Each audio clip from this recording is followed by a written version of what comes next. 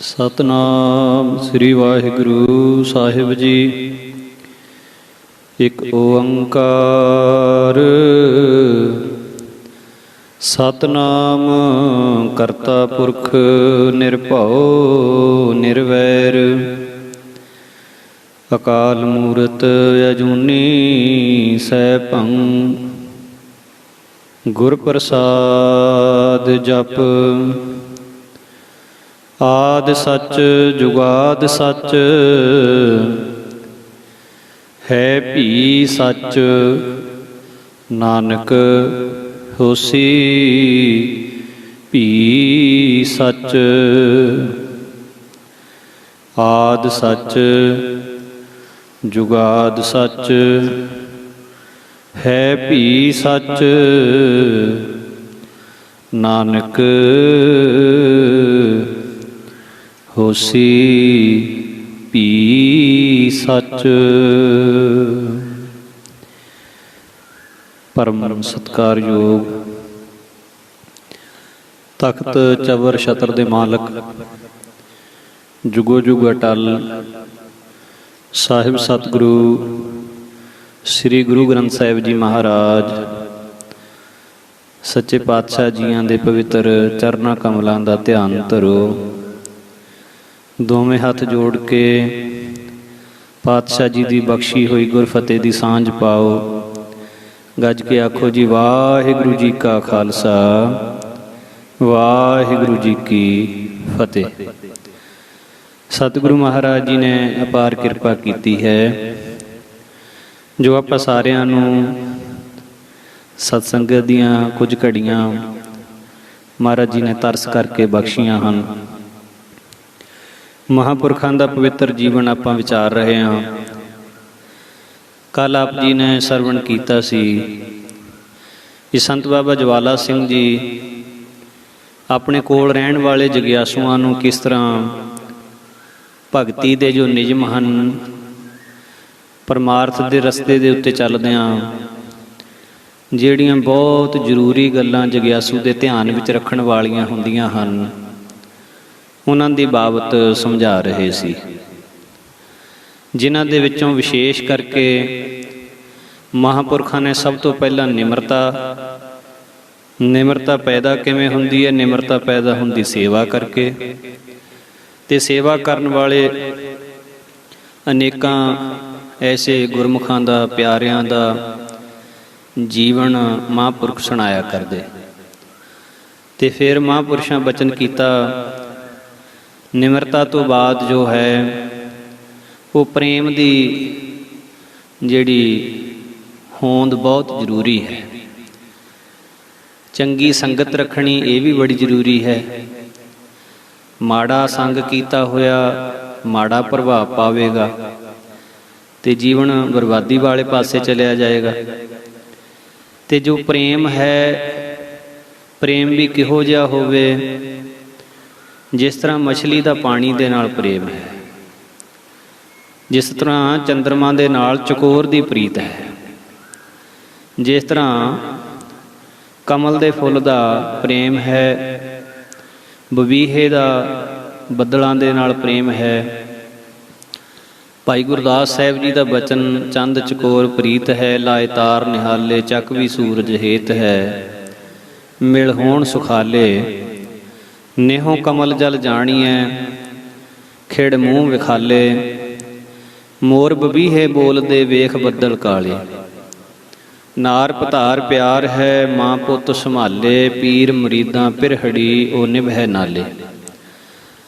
सो इस तरह अनेकां ही प्रेम की जो मूरत गुरमुख प्यारे हुए हैं उन्हां दी बाबत महापुरख साखियां सुनाया करदे भी इस तरह का प्यार गुरु दे नाल सिख दा होना चाहिए। तो हुण जो अगला गुण गुरसिखां वास्ते महापुरख जग्यासुआं नूं सुनाया करदे भी गुरसिख दा गुरबाणी दे उत्ते निश्चा गुरबाणी दा अदब सत्कार ये गल बहुत परपक्क होनी चाहिए है। जो गुरु ग्रंथ साहिब महाराज दे विच लिखिया होया है उस बचन नूं सिख सत सत करके मन्ने। ਔਰ ਗੁਰਬਾਣੀ ਦਾ ਜਿੰਨਾ ਅਦਬ ਹੋ ਸਕਦਾ ਹੈ ਉਨਾ ਅਦਬ ਕਰੇ। ਵੱਧ ਤੋਂ ਵੱਧ ਸਤਿਕਾਰ ਗੁਰਬਾਣੀ ਦਾ ਸਿੱਖ ਨੂੰ ਕਰਨਾ ਚਾਹੀਦਾ। ਮਹਾਂਪੁਰਸ਼ਾਂ ਪਾਸ ਇੱਕ ਵਾਰੀ ਕੋਈ ਵਿਦੇਸ਼ੀ ਵਿੱਦਿਆ ਪੜ੍ਹਿਆ ਹੋਇਆ ਜਗਿਆਸੂ ਆ ਗਿਆ ਤੇ ਉਹਨੇ ਆਪਣੇ ਸੁਭਾਅ ਅਨੁਸਾਰ ਮਹਾਂਪੁਰਖਾਂ ਨੂੰ ਕਹਿ ਦਿੱਤਾ ਵੀ ਜੋ ਗੁਰੂ ਗ੍ਰੰਥ ਸਾਹਿਬ ਜੀ ਦੀ ਬਾਣੀ ਹੈ, ਇਸ ਦੇ ਪੜ੍ਹਨ ਤੋਂ ਇਨਸਾਨ ਨੂੰ ਕੀ ਪ੍ਰਾਪਤ ਹੁੰਦਾ ਹੈ। ਤੇ ਮਹਾਂਪੁਰਖ ਕਹਿਣ ਲੱਗੇ, ਗੁਰੂ ਗ੍ਰੰਥ ਸਾਹਿਬ ਮਹਾਰਾਜ ਦੀ ਬਾਣੀ ਪੜ੍ਹ ਕੇ, ਮਹਾਰਾਜ ਤੇ ਸ਼ਰਧਾ ਰੱਖ ਕੇ, ਮਹਾਰਾਜ ਦੀ ਸੇਵਾ ਕਰਕੇ ਜੋ ਮਰਜ਼ੀ ਕੋਈ ਪ੍ਰਾਪਤ ਕਰ ਲਵੇ।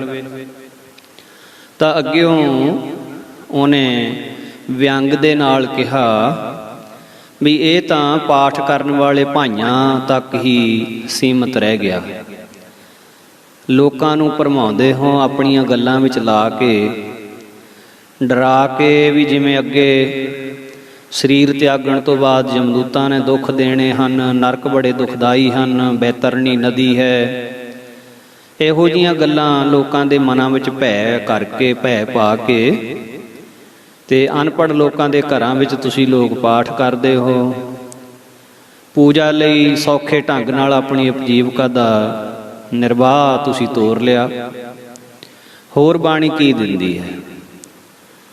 ਇਹ ਮਨਮੁਖਾਂ ਵਾਲੇ ਬਚਨ ਉਹਦੇ ਕੋਲੋਂ ਸੁਣ ਕੇ ਸੰਤਾਂ ਨੇ ਆਪਣੇ ਕੋਮਲ ਸੁਭਾਅ, ਸਹਿਜ ਅਤੇ ਸ਼ਾਂਤੀ ਨਾਲ ਅੰਮ੍ਰਿਤਮਈ ਬਚਨ ਕਹੇ ਕਿ ਭਾਈ ਬਾਣੀ ਬਹੁਤ ਕੁਝ ਦਿੰਦੀ ਹੈ। ਜੀਵ ਦਾ ਸਵੈ ਅਰਥ ਵੀ ਸਿੱਧ ਕਰਦੀ ਹੈ। ਜੋ ਕਿਸੇ ਦੀ ਕਾਮਨਾ ਹੁੰਦੀ, ਜੋ ਕਿਸੇ ਦੀ ਭਾਵਨਾ ਹੁੰਦੀ, ਬਾਣੀ ਉਸ ਭਾਵਨਾ ਨੂੰ ਪੂਰਾ ਕਰਦੀ ਹੈ। ਤੇ ਉਸ ਤੋਂ ਅੱਗੇ ਜੇ ਕੋਈ ਚਿੱਤ ਵਿੱਚ ਨਿਸ਼ਕਾਮ ਭਾਵਨਾ ਲੈ ਕੇ ਪੜ੍ਹੇ, ਸੁਣੇ ਤੇ ਮੰਨੇ, ਨਿਧਿਆਸਣ ਕਰੇ, ਜੀਵਨ ਵਿੱਚ ਕਮਾਵੇ, ਤਾਂ ਇਹ ਗੁਰਬਾਣੀ ਜੀਵ ਦਾ ਪਰਮਾਰਥ ਵੀ ਸਿੱਧ ਕਰ ਦਿੰਦੀ ਹੈ। ਹੇ ਭਲਿਓ, ਜੋ ਇਸ ਸਾਇੰਸ ਦੀ ਵਿੱਦਿਆ ਨੇ ਅਜੇ ਤੱਕ ਕੰਮ ਨਹੀਂ ਕੀਤੇ ਤੇ ਨਾ ਅੱਗੇ ਨੂੰ ਕਰ ਸਕੇਗੀ, ਤਾਂ ਬਾਣੀ ਉਹ ਕੰਮ ਵੀ ਕਰ ਸਕਦੀ ਹੈ। ਆਪ ਜੀ ਜਿਤਨੇ ਵੀ ਜਗਿਆਸੂ ਜਨ ਮਹਾਂਪੁਰਖਾਂ ਦਾ ਜੀਵਨ ਸੁਣ ਰਹੇ ਹੋ, ਵੇਖੋ ਆਪਾਂ ਹਰ ਰੋਜ਼ ਜਪਜੀ ਸਾਹਿਬ ਦੇ ਵਿੱਚ ਪੜ੍ਹਦੇ ਹਾਂ, ਥਿਤ ਵਾਰ ਨਾ ਜੋਗੀ ਜਾਣੈ, ਰੁੱਤ ਮਾਹੁ ਨਾ ਕੋਈ, ਜਾਂ ਕਰਤਾ ਸਿਰ ਠੀਕੋ ਸਾਜੇ, ਆਪੇ ਜਾਣੈ ਸੋਈ। ਕਿੱਡੀ ਵੱਡੀ ਇਹ ਮਹਾਰਾਜ ਸੱਚੇ ਪਾਤਸ਼ਾਹ ਨੇ ਗੁਰਬਾਣੀ ਦੇ ਵਿੱਚ ਖੋਜ ਦਾ ਵਚਨ ਨੇ ਆਪਾਂ ਨੂੰ ਝੋਲੀ ਵਿੱਚ ਪਾਇਆ ਹੈ। ਵੀ ਕੋਈ ਨਹੀਂ ਜਾਣ ਸਕਦਾ ਵੀ ਸ੍ਰਿਸ਼ਟੀ ਦੀ ਸਾਜਨਾ ਕਿਵੇਂ ਹੋਈ ਹੈ। ਤੋ ਅੱਜ ਦੀ ਜਿਹੜੀ ਸਾਇੰਸ ਹੈ, ਜੇ ਕੋਈ ਸਾਇੰਸ ਨੂੰ ਮਹਾਨ ਮੰਨਦਾ ਹੈ ਤੇ ਸਾਇੰਸਦਾਨ ਵੀ ਅਜੇ ਤੱਕ ਇਹ ਖੋਜ ਨਹੀਂ ਕਰ ਸਕੇ ਵੀ ਸ੍ਰਿਸ਼ਟੀ ਕਿਵੇਂ ਬਣੀ ਹੈ। ਤੋ ਇਸੇ ਪ੍ਰਕਾਰ ਸਾਇੰਸਦਾਨ ਲੋਕ ਪਹਿਲਾਂ ਇਸ ਗੱਲ ਨੂੰ ਮੰਨਦੇ ਸੀ ਵੀ ਜੋ ਧਰਤੀ ਹੈ ਉਹ ਸੂਰਜ ਦੇ ਦੁਆਲੇ ਚੱਕਰ ਕੱਟਦੀ ਹੈ, ਪਰ ਸੂਰਜ ਆਪਣੀ ਜਗ੍ਹਾ ਤੇ ਸਥਿਰ ਹੈ। ਸਾਰੇ ਹੀ ਮੰਨਦੇ ਸੀ ਇਸ ਗੱਲ ਨੂੰ, ਪਰ ਮਹਾਰਾਜ ਸੱਚੇ ਪਾਤਸ਼ਾਹ ਸੈਂਕੜੇ ਸਾਲ ਪਹਿਲਾਂ ਆਸਾ ਦੀ ਵਾਰ ਦੇ ਵਿੱਚ ਵਚਨ ਕਰ ਗਏ, ਭੈ ਵਿੱਚ ਸੂਰਜ, ਭੈ ਵਿੱਚ ਚੰਦ, ਕੋਹ ਕਰੋੜੀ ਚਲਤ ਨ ਅੰਤ। ਬਈ ਜੋ ਸੂਰਜ ਤੇ ਚੰਦਰਮਾ ਉਹ ਵੀ ਉਹਦੇ ਭੈ ਦੇ ਵਿੱਚ ਚੱਲ ਰਹੇ ਨੇ, ਭਾਵ ਕਿ ਸੂਰਜ ਸਥਿਰ ਨਹੀਂ ਹੈ, ਸੂਰਜ ਚੱਲ ਰਿਹਾ ਹੈ। ਇਸ ਗੱਲ ਨੂੰ ਇਹ ਸਾਇੰਸਦਾਨ ਲੋਕ ਪਹਿਲਾਂ ਤਾਂ ਨਹੀਂ ਸੀ ਮੰਨਦੇ, ਪਰ ਜਦ ਇਹਨਾਂ ਦੀ ਖੋਜ ਹੋਈ, ਖੋਜ ਦੇ ਅਨੁਸਾਰ ਹੁਣ ਇਹ ਲੋਕ ਮੰਨਣ ਲੱਗ ਪਏ ਵੀ ਸੂਰਜ ਵੀ ਆਪਣੀ ਜਗ੍ਹਾ ਤੇ ਸਥਿਰ ਨਹੀਂ ਹੈ, ਸੂਰਜ ਵੀ ਚਲਾਇਮਾਨ ਹੈ, ਸੂਰਜ ਵੀ ਚੱਲਦਾ ਹੈ। ਤੋ ਮਹਾਰਾਜ ਤਾਂ ਸੈਂਕੜੇ ਸਾਲ ਪਹਿਲਾਂ ਵਚਨ ਕਰ ਗਏ। ਤੋ ਇਸੇ ਪ੍ਰਕਾਰ ਜੋ ਜੋ ਮਰਜ਼ਾਦਾ ਸਾਡੇ ਸਤਿਗੁਰਾਂ ਨੇ ਚਲਾਈ ਸੀ, ਮਹਾਰਾਜ ਸਾਹਿਬ ਜੀਆਂ ਨੇ, ਵੇਖੋ ਨਾ ਹੁਣ ਇਹਦੇ ਨਾਲੋਂ ਪਰੇ ਹੋਰ ਆਪਾਂ ਨੂੰ ਪ੍ਰਮਾਣ ਕੀ ਦੇਖਣ ਵਿੱਚ ਆ ਸਕਦਾ ਹੈ। ਸੱਚੇ ਪਾਤਸ਼ਾਹ ਨੇ ਆਪਾਂ ਨੂੰ ਫਤਿਹ ਦੀ ਸਾਂਝ ਪਾਉਣ ਵਾਸਤੇ ਹੁਕਮ ਕੀਤਾ ਵੀ ਸਾਹਮਣੇ ਆਪ ਸਿੰਘ ਜੋ ਪਾਵੈ, ਵਾਹਿਗੁਰੂ ਜੀ ਕੀ ਫਤਿਹ ਬੁਲਾਵੈ। ਤੇ ਫਤਿਹ ਬੁਲਾਈ ਜਾਂਦੀ ਹੱਥ ਜੋੜ ਕੇ। ਆਪਾਂ ਕਿੱਥੇ ਮੰਨਦੇ ਸੀ, ਪਰ ਹੁਣ ਜਿਸ ਵੇਲੇ ਭਿਆਨਕ ਬਿਮਾਰੀ ਆ ਗਈ, ਹੁਣ ਕੋਈ ਕਿਸੇ ਨੂੰ ਹੱਥ ਮਿਲਾ ਕੇ ਰਾਜੀ ਨਹੀਂ, ਹੁਣ ਸਾਰੇ ਹੀ ਹੱਥ ਜੋੜ ਕੇ ਫੇਰ ਹੀ ਬੁਲਾਉਂਦੇ ਨੇ। ਹੱਥ ਜੋੜ ਦਿੱਤੇ ਹੁਣ ਸਾਰਿਆਂ ਨੇ। ਤੋ ਗੁਰੂ ਮਹਾਰਾਜ ਸੈਂਕੜੇ ਸਾਲ ਪਹਿਲਾਂ ਇਹ ਮਰਜ਼ਾਦਾ ਬਣਾ ਗਏ। ਮਹਾਰਾਜ ਸਾਹਿਬ ਸੱਚੇ ਪਾਤਸ਼ਾਹ ਸੈਂਕੜੇ ਸਾਲ ਪਹਿਲਾਂ ਮਰਜ਼ਾਦਾ ਬਣਾ ਕੇ ਸੁਚਮਤਾ ਦੀ, ਤੇ ਇਹਨਾਂ ਲੋਕਾਂ ਨੂੰ ਹੁਣ ਸਮਝ ਵਿੱਚ ਆਇਆ ਹੈ ਵੀ ਸੁਚਮਤਾ ਰੱਖਣੀ ਚਾਹੀਦੀ ਹੈ। ਬਾਣੀ ਨੇ ਤਾਂ ਪਹਿਲਾਂ ਹੀ ਕਿਹਾ ਸੁੱਚ ਹੋਵੇ ਤਾਂ ਸੱਚ ਪਾਈਐ। ਸੁਚਮਤਾ ਸਰੀਰ ਦੀ ਸੋਧ ਰੱਖਣੀ ਹੈ। ਤੇ ਟਿਚਰਾਂ ਕਰਨ ਵਾਲੇ, ਨਿੰਦਿਆ ਕਰਨ ਵਾਲੇ ਬਹੁਤ ਗੱਲਾਂ ਕਰਦੇ ਸੀ ਵੀ ਦੇਖੋ ਇਹ ਜਿਹੜੇ ਸੰਪਰਦਾਈ ਲੋਕ ਨੇ ਇਹ ਤਾਂ ਹੱਥੇ ਹੀ ਮਾਂਜੀ ਜਾਂਦੇ ਨੇ, ਹੱਥੇ ਹੀ ਧੋਈ ਜਾਂਦੇ ਨੇ, ਇਹ ਟੂਟੀਆਂ ਮਾਂਜਦੇ ਨੇ। ਵਿਸ਼ੇਸ਼ ਕਰਕੇ ਦਮਦਮੀ ਟਕਸਾਲ ਦੇ ਸਿੰਘਾਂ ਬਾਬਤ ਬੜੇ ਤਰ੍ਹਾਂ ਦੇ ਬਚਨ ਇਹੋ ਜਿਹੇ। ਪਰ ਹੁਣ ਸਮੇਂ ਅਨੁਸਾਰ ਜਦੋਂ ਸਭ ਦੀ ਮਜਬੂਰੀ ਬਣ ਗਈ, ਹੁਣ ਸਾਰੇ ਹੀ ਹੱਥ ਮਾਂਜਦੇ ਨੇ, ਹੁਣ ਸਾਰੇ ਹੀ ਟਕਸਾਲੀ ਬਣ ਗਏ। ਨਾਨਕਸਰ ਸੰਪਰਦਾਇ ਮਹਾਂਪੁਰਖ ਹਮੇਸ਼ਾ ਬਾਣੀ ਪੜ੍ਹਨ ਵੇਲੇ, ਪਾਠ ਕਰਨ ਵੇਲੇ ਗੁਰੂ ਗ੍ਰੰਥ ਸਾਹਿਬ ਮਹਾਰਾਜ ਦੀ ਤਾਬਿਆ ਜਿਹੜਾ ਸਿੰਘ ਬਹਿੰਦਾ ਉਹਦੇ ਵਾਸਤੇ ਹੁਕਮ ਸੀ, ਬਚਨ ਸੀ ਮਹਾਂਪੁਰਖਾਂ ਦਾ ਵੀ ਮੂੰਹ ਕੱਜ ਕੇ ਬਾਣੀ ਪੜ੍ਹਨੀ ਹੈ, ਤਾਂ ਕਿ ਗੁਰੂ ਗ੍ਰੰਥ ਸਾਹਿਬ ਮਹਾਰਾਜ ਦੇ ਅੰਗਾਂ ਦੇ ਉੱਤੇ ਆਪਣੇ ਮੂੰਹ ਦੇ ਵਿੱਚੋਂ ਕਦੇ ਵੀ ਕੋਈ ਥੁੱਕ ਦਾ ਕਣ ਡਿੱਗ ਨਾ ਪਵੇ, ਮਹਾਰਾਜ ਦੀ ਬੇਅਦਬੀ ਹੋਵੇਗੀ। ਤੋ ਇਸ ਗੱਲ ਨੂੰ ਵੀ ਬੜਾ ਪਖੰਡ ਕਹਿੰਦੇ ਸੀ, ਤੇ ਨਾਨਕਸਰ ਸੰਪਰਦਾਇ ਦੀ ਬਹੁਤ ਜ਼ਿਆਦਾ ਹਾਸਨ ਇਹਦੇ ਵਿੱਚ ਮਖੌਲ ਕਰਦੇ ਸੀ, ਬਦਨਾਮੀ ਕਰਦੇ ਸੀ। ਪਰ ਹੁਣ ਸਮੇਂ ਅਨੁਸਾਰ ਹੁਣ ਸਾਰਿਆਂ ਨੇ ਮੂੰਹ ਬੰਨੇ ਹੋਏ ਨੇ, ਸਾਰਿਆਂ ਦੇ ਮਾਸਕ ਲਾਏ ਹੋਏ ਨੇ, ਤੇ ਹੁਣ ਸਾਰੇ ਹੀ ਨਾਨਕਸਰੀਏ ਬਣ ਗਏ। ਤੇ ਇਸ ਤਰ੍ਹਾਂ ਜਿਹੜੀ ਮਰਜ਼ਾਦਾ ਗੁਰੂ ਘਰ ਦੇ ਵਿੱਚ ਚਲਾਈ ਗਈ ਹੈ, ਜਾਂ ਗੁਰੂ ਘਰ ਦੇ ਮਹਾਂਪੁਰਖਾਂ ਨੇ, ਗੁਰਮੁਖਾਂ ਨੇ ਸਮੇਂ ਅਨੁਸਾਰ ਜਿਹੜੀਆਂ ਮਰਜ਼ਾਦਾਵਾਂ ਬਣਾਈਆਂ ਨੇ, ਉਹਨਾਂ ਦਾ ਕੋਈ ਮਤਲਬ ਹੈ, ਮਤਲਬ ਤੋਂ ਬਿਨਾਂ ਨਹੀਂ ਕੋਈ ਵੀ ਗੱਲ ਬਣਾਈ ਗਈ। ਤੋ ਸੰਤ ਬਾਬਾ ਜਵਾਲਾ ਸਿੰਘ ਜੀ ਕਹਿਣ ਲੱਗੇ, ਇਸ ਜੀਵ ਦਾ ਜੋ ਪਰਮਾਰਥਕ ਰਸਤਾ ਹੈ ਗੁਰਬਾਣੀ ਉਸ ਨੂੰ ਵੀ ਪੂਰਾ ਕਰ ਦਿੰਦੀ ਹੈ, ਪਰ ਇਹ ਤੁਹਾਡੀ ਭਾਵਨਾ ਤੇ ਨਿਰਭਰ ਕਰਦਾ। ਜਿਸ ਤਰ੍ਹਾਂ ਭਾਈ ਗੁਰਦਾਸ ਜੀ ਲਿਖਦੇ, ਜੈਸੇ ਸਗਲ ਨਿਧ ਪੂਰਨ ਸਮੁੰਦਰ ਵਿਖੈ, ਹੰਸ ਮਰ ਜੀਵਾ ਨਿਹਚੇ ਪ੍ਰਸਾਦ ਪਾਵਹੀ। ਜੈਸੇ ਪਰਬਤ ਵਿਖੇ ਮਾਣਕ ਪਾਰਸ ਸਿੱਧ, ਖਨਵਾਰਾ ਜਗ ਵਿਖੈ ਪ੍ਰਗਟਾਵਈ। ਜੈਸੇ ਬਣ ਵਿਖੇ ਮਲਿਆਗਰ ਕਪੂਰ ਸੋਂਦਾ, ਸਵਾਸੀ ਲੈ ਵਾਸ ਵਾਸ ਵੈਸਾ ਵਹੀ। ਤੈਸੇ ਬਾਣੀ ਵਿਖੇ ਸਗਲ ਪਦਾਰਥ ਹੈ, ਜੋਈ ਜੋਈ ਖੋਜੈ ਸੋਈ ਸੋਈ ਪਾਵਹੀ। ਬਾਣੀ ਦੇ ਵਿੱਚ ਸਾਰੇ ਪਦਾਰਥ ਨੇ, ਤੇ ਪਰ ਜਿਹਨੇ ਖੋਜ ਕਰਨੀ ਹੈ ਮਿਲਣਾ ਤਾਂ ਉਸ ਨੂੰ ਹੀ ਹੈ।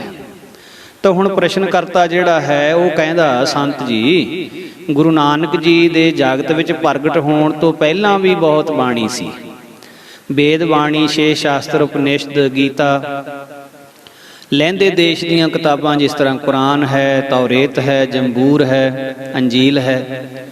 ਸੋ ਕੀ ਇਹ ਬਾਣੀਆਂ ਜੀਵ ਦੇ ਕਲਿਆਣ ਕਰਤਾ ਨਹੀਂ? ਹੋਰ ਬਾਣੀ ਰਚਣ ਦੀ ਕੀ ਲੋੜ ਸੀ ਜਦੋਂ ਇਹ ਇੰਨੇ ਗ੍ਰੰਥ ਪਹਿਲੇ ਹੀ ਸੀਗੇ? ਤਾਂ ਸੰਤ ਕਹਿੰਦੇ, ਗੁਰਬਾਣੀ ਤੋਂ ਪਹਿਲਾਂ ਜੋ ਅਵਤਾਰਾਂ ਨੇ, ਰਿਸ਼ੀਆਂ ਮੁਨੀਆਂ ਤੇ ਪੈਗੰਬਰਾਂ ਨੇ ਬਾਣੀਆਂ ਉਚਾਰਨ ਕੀਤੀਆਂ, ਉਹ ਅਸਲ ਰੂਪ ਦੇ ਵਿੱਚ ਇਨ ਬਿਨ ਸਾਡੇ ਪਾਸ ਮੌਜੂਦ ਨਹੀਂ।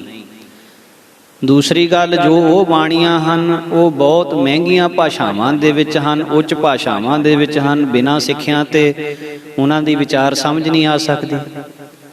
ਵਿਦਵਾਨਾਂ ਦੀ ਇਹ ਵੀ ਵਿਚਾਰ ਹੈ ਵੀ ਜੋ ਅਸਲੀ ਰੂਪ ਦੇ ਵਿੱਚ ਗੀਤਾ ਵੀ ਸਾਡੇ ਪਾਸ ਮੌਜੂਦ ਨਹੀਂ ਹੈ। ਪੁਰਾਣੇ ਵਿਦਵਾਨ ਲੋਕਾਂ ਨੇ ਗੀਤਾ ਦੇ ਵਿੱਚ ਵੀ ਅਦਲਾ ਬਦਲੀ ਕਰ ਦਿੱਤੀ, ਵੇਦਾਂ ਵਿੱਚ ਵੀ ਬਾਦ ਘਾਟ ਕੀਤੀ ਹੋਈ ਹੈ।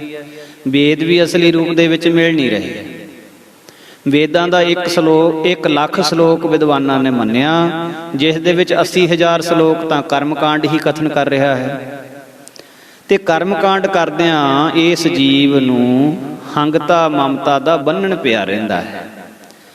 ਜਦ ਕਰਮ ਕਰੇਗਾ ਤਾਂ ਹੰਗਤਾ ਆਵੇਗੀ। ਕਰਮਕਾਂਡ ਕਰਨ ਵਾਲਾ ਮੁਕਤ ਨਹੀਂ ਹੋ ਸਕਦਾ। 4000 ਸ਼ਲੋਕ ਵਿਦਾਂਤ ਦੇ ਮਤ ਨੂੰ ਕਥਨ ਕਰਦਾ ਮੰਨਿਆ ਹੈ। ਵਿਦਾਂਤ ਦਾ ਜਿਹੜਾ ਮਤ ਉਹ ਵੀ ਅਹੰ ਬ੍ਰਹਮਸਮੀ ਆਦਿਕ ਵਾਕ ਜਿਹੜਾ ਉਹ ਕਥਨ ਕਰਦਾ ਹੈ। ਇਹਨਾਂ ਸਾਰੇ ਗ੍ਰੰਥਾਂ ਤੋਂ ਗਾਹਾਂ ਜਿਹੜੀ ਬਾਣੀ ਦੀ ਗੱਲ ਹੈ, ਬਾਣੀ ਦੀ ਫਿਲਾਸਫੀ ਹੈ, ਉਹ ਮੈਂ ਤੇ ਨਹੀਂ ਖੜੀ, ਉਹ ਤੂੰ ਤੇ ਖੜੀ ਹੈ। ਜਥਾ ਬਾਣੀ ਦੇ ਵਿੱਚ ਫਰਮਾਨ ਹੈ, ਜਬ ਹਮ ਹੋਤੇ ਤਬ ਤੂੰ ਨਾਹੀ, ਅਬ ਤੂੰ ਹੀ ਮੈਂ ਨਾਹੀ। ਕਿੰਨਾ ਇਹ ਗੁਰਬਾਣੀ ਦੇ ਵਿੱਚ ਮਹਾਰਾਜ ਨੇ ਨਿਮਰਤਾ ਸਿਖਾਈ ਹੈ ਵੀ ਮੈਂ ਇਹਨੂੰ ਛੱਡਣਾ ਹੈ। ਜਦ ਤੱਕ ਮੈਂ ਹੈ ਉਦੋਂ ਤੱਕ ਪਰਮੇਸ਼ਰ ਨਹੀਂ ਹੈ। ਜਿਉਂ ਜਲ ਮੈਂ ਜਲ ਆਏ ਖਟਾਨਾ, ਤਿਉਂ ਜੋਤੀ ਸੰਗ ਜੋਤ ਸਮਾਨਾ। ਮਿਟ ਗਏ ਗਵਨ ਪਾਏ ਵਿਸਰਾਮ, ਕੈਸੇ ਬਚਨ ਹਨ ਤੂੰ ਤੂੰ ਕਰਤਾ ਤੂੰ ਹੁਆ, ਮੁਝ ਮੈਂ ਰਹਾ ਨਾ ਹੂੰ। ਜਬ ਆਪਾ ਪਰ ਕਾ ਮਿਟ ਗਿਆ, ਜਤ ਦੇਖੋ ਤਤ ਤੂੰ। ਤੋ ਇਸ ਤਰ੍ਹਾਂ ਨਾਲ ਗੁਰਬਾਣੀ ਜੋ ਹੈ ਬੜੀ ਵਿਸ਼ੇਸ਼ ਹੈ। ਸੋ ਗੁਰਬਾਣੀ ਦਾ ਸਤਿਕਾਰ ਕਰਨਾ ਹਰੇਕ ਸਿੱਖ ਵਾਸਤੇ ਇੱਕ ਇੱਕ ਅੱਖਰ ਦਾ, ਇੱਕ ਇੱਕ ਪੰਕਤੀ ਦਾ ਸਤਿਕਾਰ ਕਰਨਾ ਲਾਜ਼ਮੀ ਹੈ। ਜੋ ਗੁਰੂ ਸਾਹਿਬਾਂ ਨੇ ਆਪਣੇ ਮੁਖ ਤੋਂ ਉਚਾਰਨ ਕੀਤਾ, ਸਭ ਤੋਂ ਪਹਿਲਾਂ ਇਸ ਬਾਣੀ ਨੂੰ ਭਾਈ ਗੁਰਦਾਸ ਜੀ ਨੂੰ ਲਿਖਾਰੀ ਲਾ ਕੇ ਗੁਰੂ ਅਰਜਨ ਦੇਵ ਜੀ ਮਹਾਰਾਜ ਨੇ ਬਾਣੀ ਲਿਖਵਾਈ।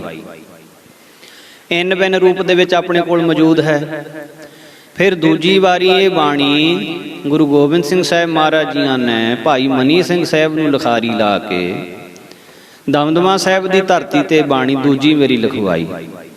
ਤੋ ਦੋਨੋਂ ਹੀ ਸਰੂਪ ਨੇ, ਜਿਹੜੇ ਦਮਦਮਾ ਸਾਹਿਬ ਦਾ ਸਰੂਪ ਤੇ ਪਹਿਲੀ ਬੀੜ ਜਿਹੜੀ ਕਰਤਾਰਪੁਰ ਸਾਹਿਬ ਵਾਲੀ, ਉਹਨਾਂ ਦੋਨਾਂ ਸਰੂਪਾਂ ਦੇ ਵਿੱਚ ਸਿਰਫ ਇੱਕ ਤੁਕ ਦਾ ਸਿਰਫ ਇੰਨਾ ਹੀ ਫਰਕ ਹੈ। ਮਹਾਰਾਜ ਜੀਆਂ ਨੇ ਇੰਨਾ ਹੀ ਫਰਕ ਰੱਖਿਆ ਸੀ, ਕਹੋ ਕਬੀਰ ਜਨ ਭਏ ਖਾਲਸੇ, ਪ੍ਰੇਮ ਭਗਤ ਜਿਹ ਜਾਨੀ।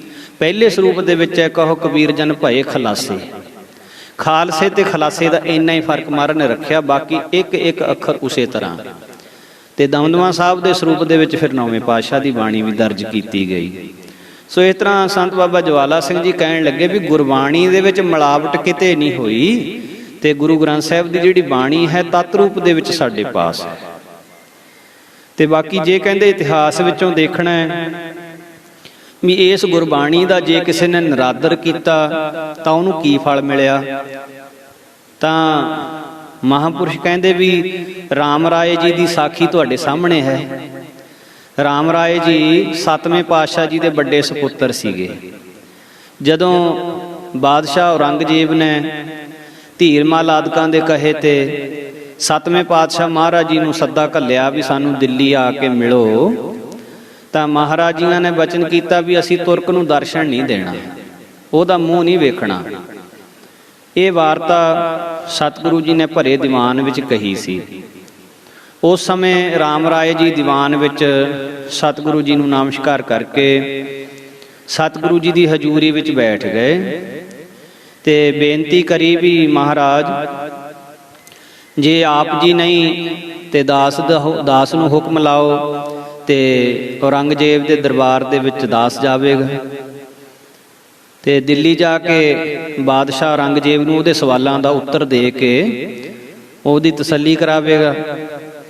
ਜਦੋਂ ਬਾਬਾ ਰਾਮ ਰਾਏ ਤੋਂ ਇਲਾਵਾ ਹੋਰ ਕੋਈ ਵੀ ਸੋਢੀ ਜਾਂ ਬੇਦੀਆਂ ਵਿੱਚੋਂ, ਤਰੇਹਣਾ ਵਿੱਚੋਂ, ਭੱਲਿਆਂ ਵਿੱਚੋਂ ਜਾਣ ਲਈ ਤਿਆਰ ਨਾ ਹੋਇਆ, ਤਾਂ ਰਾਮ ਰਾਏ ਜੀ ਨੂੰ ਮਹਾਰਾਜ ਨੇ ਜਾਣ ਵਾਸਤੇ ਆਗਿਆ ਦਿੱਤੀ ਤੇ ਬਚਨ ਕੀਤਾ, ਤੁਹਾਡੀ ਰਸਨਾ ਤੇ ਸਾਡਾ ਵਾਸਾ ਹੋਏਗਾ, ਜੋ ਤੁਸੀਂ ਕਹੋਗੇ ਉਹ ਉਸੇ ਵੇਲੇ ਪੂਰਾ ਹੋਵੇਗਾ। ਤੇ ਕਿਸੇ ਤਰ੍ਹਾਂ ਵੀ ਦਿੱਲੀ ਦਰਬਾਰ ਦੇ ਅੰਦਰ ਈਨ ਨਹੀਂ ਮੰਨਣੀ, ਤੁਸੀਂ ਖੁਸ਼ਾਮਦ ਨਹੀਂ ਕਰਨੀ, ਤੇ ਨਾ ਗੁਰੂ ਨਾਨਕ ਸਾਹਿਬ ਜੀ ਦੀ ਸ਼ਾਨ ਦੇ ਵਿੱਚ ਕੋਈ ਹਾਨੀ ਵਾਲਾ ਸ਼ਬਦ ਸੁਣਨਾ ਹੈ। ਤੇ ਗੁਰੂ ਨਾਨਕ ਦੇਵ ਜੀ ਮਹਾਰਾਜ ਤੁਹਾਡੇ ਬਚਨਾਂ ਨੂੰ ਕਦੇ ਵੀ ਅਨਥਾ ਨਹੀਂ ਜਾਣ ਦੇਣਗੇ, ਤੁਹਾਡੇ ਬਚਨ ਪੂਰੇ ਹੋਣਗੇ। ਤੋ ਇਸ ਤਰ੍ਹਾਂ ਨਾਲ ਰਾਮ ਰਾਏ ਜੀ ਦਿੱਲੀ ਦਰਬਾਰ ਦੇ ਵਿੱਚ ਪਹੁੰਚੇ। ਉੱਥੇ 1400 ਵਿਦਵਾਨ ਮੁਸਲਮਾਨੀ ਮਤ ਦਾ ਔਰੰਗਜ਼ੇਬ ਦੇ ਕੋਲ ਰਹਿੰਦਾ ਸੀ ਉਸ ਵੇਲੇ। ਪਰ ਐਸੀ ਕਰਾਮਾਤ ਵਰਤੀ ਵੀ ਰਾਮ ਰਾਏ ਜੀ ਨੇ ਆਪਣੇ ਜਵਾਬਾਂ ਦੇ ਨਾਲ ਸਾਰਿਆਂ ਨੂੰ ਲਾਜਵਾਬ ਕਰ ਦਿੱਤਾ। 72 ਕਰਾਮਾਤਾਂ ਉਸ ਥਾਂ ਰਾਮ ਰਾਏ ਜੀ ਨੇ ਦਿਖਾ ਲਈਆਂ। 72 ਕਰਾਮਾਤਾਂ, ਕਿਸੇ ਮੁਰਦੇ ਨੂੰ ਜਿਉਂਦੇ ਕਰ ਦੇਣਾ, ਮੱਕੇ ਦੇ ਫਲ ਮੰਗਾ ਕੇ ਦੇ ਦੇਣੇ, ਆਕਾਸ਼ ਦੇ ਵਿੱਚ 2 ਚੰਦਰਮਾ ਦਿਖਾ ਦੇਣੇ। ਤੋ ਇਸ ਤਰ੍ਹਾਂ ਨਾਲ ਬਹੁਤ ਤਰ੍ਹਾਂ ਦੀਆਂ ਕਰਾਮਾਤਾਂ ਬਾਬਾ ਰਾਮ ਰਾਏ ਨੇ ਜੋ ਔਰੰਗਜ਼ੇਬ ਨੂੰ ਦਿਖਾ ਲਈਆਂ। ਔਰੰਗਜ਼ੇਬ ਇੰਨਾ ਪ੍ਰਭਾਵਿਤ ਹੋਇਆ ਵੀ 4000 ਮੋਹਰਾਂ ਰੋਜ਼ਾਨਾ ਔਰੰਗਜ਼ੇਬ ਆਪਣੇ ਖਜ਼ਾਨੇ ਦੇ ਵਿੱਚੋਂ ਰਾਮ ਰਾਏ ਜੀ ਨੂੰ ਭੇਟ ਕਰਦਾ ਸੀ ਤੇ ਮੱਥਾ ਟੇਕਦਾ ਸੀ। ਹੋਰ ਚੰਗੇ ਚੰਗੇ ਤੋਹਫੇ, ਫਲ ਫਰੂਟ, ਵਸਤਰ ਰਾਮ ਰਾਏ ਜੀ ਨੂੰ ਭੇਟਾ ਕਰਦਾ ਸੀ। ਤੋ ਹੁਣ ਰਾਮ ਰਾਏ ਜੀ ਨੂੰ ਇਹ ਜਿਹੜੀ ਵਡਿਆਈ ਹੋ ਰਹੀ ਸੀ, ਪ੍ਰਤਿਭਾ ਹੋ ਰਹੀ ਸੀ, ਸੋਭਾ ਹੋ ਰਹੀ ਸੀ, ਇਹ ਵੀ ਚੰਗੀ ਲੱਗਣ ਲੱਗ ਪਈ। ਤੋ ਉਹਨਾਂ ਦੇ ਚਿੱਤ ਵਿੱਚ ਇਹ ਗੱਲ ਆ ਗਈ ਵੀ ਇਸ ਔਰੰਗਜ਼ੇਬ ਦੇ ਕੋਲੋਂ ਸੋਢੀ, ਬੇਦੀ, ਤਰੇਹਣ ਭੱਲੇ ਡਰਦੇ ਹੋਏ ਇਹਦੇ ਕੋਲ ਨਹੀਂ ਆਏ, ਤੇ ਮੈਨੂੰ ਇਸ ਔਰੰਗਜ਼ੇਬ ਨੇ ਇੰਨਾ ਸਤਿਕਾਰ ਦਿੱਤਾ ਹੈ ਤੇ ਇੰਨਾ ਮੈਨੂੰ ਰੋਜ਼ ਮਾਇਆ ਭੇਟ ਕਰਦਾ, ਮਾਣ ਦਿੰਦਾ ਹੈ। ਔਰੰਗਜ਼ੇਬ ਵੱਲ ਦੇਖ ਕੇ ਔਰੰਗਜ਼ੇਬ ਦੇ ਹੋਰ ਕਿੰਨੇ ਜਿਹੜੇ ਨੇ ਬਾਕੀ ਵੀ ਦਰਬਾਰੀ ਸੀਗੇ, ਉਹ ਵੀ ਰਾਮ ਰਾਏ ਦੇ ਚਰਨੀ ਲੱਗ ਗਏ, ਸੇਵਕ ਬਣ ਗਏ। ਤੇ ਇਸ ਤਰ੍ਹਾਂ ਨਾਲ ਆਪਣੇ ਮਨ ਦੇ ਅੰਦਰ ਹੰਕਾਰ ਦੀ ਬਿਰਤੀ ਆ ਗਈ। ਤਾਂ ਹੁਣ ਮਹਾਰਾਜ ਨੇ ਐਸੀ ਕਲਾ ਵਰਤਾਈ ਬਈ ਬੁੱਧੀ ਤੇ ਪੜਦਾ ਪੈ ਗਿਆ, ਤੇ ਸ਼ੰਕਾ ਕੀਤੀ ਔਰੰਗਜ਼ੇਬ ਦੇ ਵਿਦਵਾਨਾਂ ਮਲਾਣਿਆਂ ਨੇ। ਕਹਿੰਦੇ ਰਾਮ ਰਾਏ ਜੀ ਬਈ ਤੁਹਾਡੇ ਗੁਰੂ ਨਾਨਕ ਦੇਵ ਜੀ ਦੀ ਬਾਣੀ ਵਿੱਚ ਲਿਖਿਆ ਹੋਇਆ, ਮਿੱਟੀ ਮੁਸਲਮਾਨ ਕੀ ਪੇੜੈ ਪਈ ਘੁਮਿਆਰ, ਘੜ ਭਾਂਡੇ ਇੱਟਾਂ ਕੀਆਂ ਜਲਦੀ ਕਰੇ ਪੁਕਾਰ।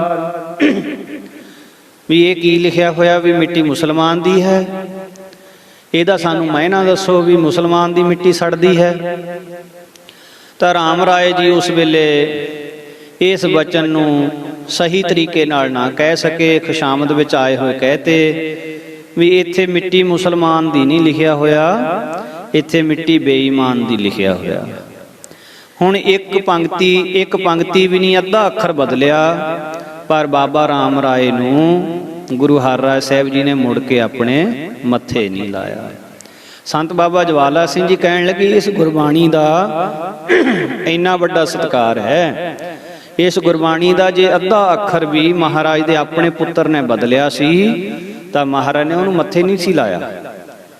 ਤੋ ਹੋਰ ਅਨੇਕਾਂ ਸਾਖੀਆਂ ਮਹਾਂਪੁਰਖਾਂ ਨੇ ਫਿਰ ਨੇੜਲੇ ਸਮੇਂ ਦੀ ਉਦਾਹਰਣ ਪੰਚ ਖਾਲਸਾ ਦੀਵਾਨ ਭਸੌੜ ਵਾਲੇ ਤੇਜਾ ਸਿੰਘ ਨੇ ਜੋ ਗੁਰਬਾਣੀ ਦੇ ਵਿੱਚ ਅਦਲਾ ਬਦਲੀ ਕੀਤੀ, ਉਹਦੇ ਪ੍ਰਤੀ ਅਕਾਲ ਤਖਤ ਸਾਹਿਬ ਤੋਂ ਹੁਕਮਨਾਮਾ ਜਾਰੀ ਕਰਕੇ ਖਾਲਸਾ ਪੰਥ ਨੇ ਤੇਜਾ ਸਿੰਘ ਨੂੰ ਪੰਥ ਵਿੱਚੋਂ ਛੇਕਿਆ। ਔਰ ਹੋਰ ਉਸ ਸਮੇਂ ਜੋ 1949 ਦੇ ਕਰੀਬ ਊਧਮ ਸਿੰਘ ਨਾਗੋ ਕੇ, ਈਸ਼ਰ ਸਿੰਘ ਮਝੈਲ ਸ਼੍ਰੋਮਣੀ ਕਮੇਟੀ ਇਹਨਾਂ ਦੇ ਅਧੀਨ ਸੀ, ਤੇ ਇਹਨਾਂ ਨੇ ਰਲ ਕੇ ਗੁਰੂ ਗ੍ਰੰਥ ਸਾਹਿਬ ਜੀ ਦੇ ਮੰਗਲਾਂ ਦਾ ਰੌਲਾ ਪਾਇਆ, ਮੰਗਲ ਤਾਂ ਠਾਂ ਕਰ ਦਿੱਤੇ। ਸੋ ਬਾਬਾ ਜਵਾਲਾ ਸਿੰਘ ਜੀ ਹਰਖਵਾਲ ਵਾਲੇ ਔਰ ਦਮਦਮੀ ਟਕਸਾਲ ਦੇ ਮੁਖੀ ਮਹਾਂਪੁਰਖ ਔਰ ਰਾੜਾ ਸਾਹਿਬ ਵਾਲੇ ਹੋਰ ਸਾਰੇ ਸਾਧੂਆਂ ਨੇ ਇਕੱਠੇ ਹੋ ਕੇ, ਨਿਹੰਗ ਸਿੰਘ ਜਥੇਬੰਦੀਆਂ ਨੇ ਇਕੱਠੇ ਹੋ ਕੇ ਬੜਾ ਭਾਰੀ ਮੋਰਚਾ ਲਾਇਆ, ਔਰ ਬੜੇ ਭਾਰੀ ਯਤਨਾਂ ਦੇ ਨਾਲ ਗੁਰੂ ਗ੍ਰੰਥ ਸਾਹਿਬ ਜੀ ਦਾ ਜੋ ਸਰੂਪ ਸੀ ਉਹ ਇੰਨ ਬਿਨ ਉਸੇ ਤਰ੍ਹਾਂ ਉਹਨੂੰ ਕਾਇਮ ਕਰਿਆ। ਸੋ ਬਾਬਾ ਜੀ ਬਚਨ ਕਰਦੇ ਵੀ ਗੁਰਬਾਣੀ ਦਾ ਜੋ ਸਤਿਕਾਰ ਹੈ ਉਹ ਹਰੇਕ ਸਿੱਖ ਵਾਸਤੇ ਕਰਨਾ ਬਹੁਤ ਜ਼ਰੂਰੀ ਹੈ। ਮਹਾਰਾਜ ਜੀਆਂ ਨੇ ਇਹ ਸਤਿਕਾਰ ਤਾਂ ਆਪ ਕਰਕੇ ਦੱਸਿਆ। ਜਿਸ ਤਰ੍ਹਾਂ ਪਹਿਲੀ ਵਾਰੀ ਪ੍ਰਕਾਸ਼ ਹੋਏ ਸੀ ਗੁਰੂ ਗ੍ਰੰਥ ਸਾਹਿਬ ਜੀ ਦੇ, ਤਾਂ ਗੁਰੂ ਅਰਜਨ ਦੇਵ ਜੀ ਮਹਾਰਾਜ ਨੇ ਕਿੰਨੇ ਸਤਿਕਾਰ ਦੇ ਨਾਲ ਪ੍ਰਕਾਸ਼ ਕਰਾਏ ਸੀ ਦਰਬਾਰ ਸਾਹਿਬ ਦੇ ਵਿੱਚ, ਸ੍ਰੀ ਹਰਿਮੰਦਰ ਸਾਹਿਬ ਦੇ ਵਿੱਚ।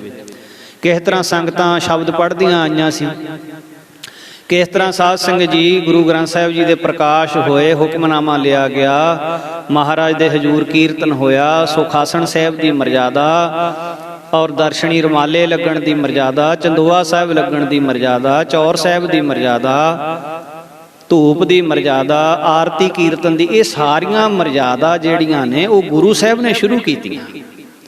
ਤੇ ਜਿਹੜੇ ਹੁਣ ਲੋਕ ਕਹਿੰਦੇ ਨੇ ਵੀ ਗੁਰੂ ਗ੍ਰੰਥ ਸਾਹਿਬ ਨੂੰ ਮੱਥਾ ਟੇਕਣਾ ਵੀ ਬਾਹਮਣਵਾਦ ਹੈ, ਇਹ ਤੇ ਪਤਾ ਨਹੀਂ ਕਿਹੜੀ ਵਿੱਦਿਆ ਪੜ੍ਹ ਰਹੇ ਜਾਂ ਕਿਹੜੀ ਵਿੱਦਿਆ ਪੜ੍ਹਾ ਰਹੇ ਨੇ। ਗੁਰੂ ਗ੍ਰੰਥ ਸਾਹਿਬ ਮਹਾਰਾਜ ਸੱਚੇ ਪਾਤਸ਼ਾਹ ਦਾ ਸਤਿਕਾਰ ਮਹਾਰਾਜ ਨੇ ਆਪ ਸ਼ੁਰੂ ਕਰਿਆ ਹੈ, ਔਰ ਕਰਨਾ ਚਾਹੀਦਾ ਹਰੇਕ ਸਿੱਖ ਨੂੰ। ਤੋ ਇਸੇ ਤਰ੍ਹਾਂ ਜੇ ਕੋਈ ਗੁਰਬਾਣੀ ਦਾ ਨਰਾਦਰ ਕਰਦਾ ਹੈ ਉਸ ਨੂੰ ਕੀ ਸਜ਼ਾ ਮਿਲਦੀ, ਉਹ ਆਪ ਜੀ ਨੇ ਸਰਵਣ ਕੀਤਾ। ਤੇ ਹੁਣ ਮਹਾਂਪੁਰਖ ਬਚਨ ਕਰਦੇ ਵੀ ਜੇ ਗੁਰਬਾਣੀ ਕੋਈ ਸਤਿਕਾਰ ਦੇ ਨਾਲ ਸ਼ੁੱਧ ਪੜ੍ਹਦਾ ਹੈ ਤਾਂ ਉਹਦੇ ਤੇ ਗੁਰੂ ਸਾਹਿਬ ਦੀ ਕਿੰਨੀ ਕੁ ਖੁਸ਼ੀ ਹੁੰਦੀ ਹੈ, ਮਹਾਰਾਜ ਉਹਦੇ ਤੇ ਕਿੰਨਾ ਕੁ ਪ੍ਰਸੰਨ ਹੁੰਦੇ।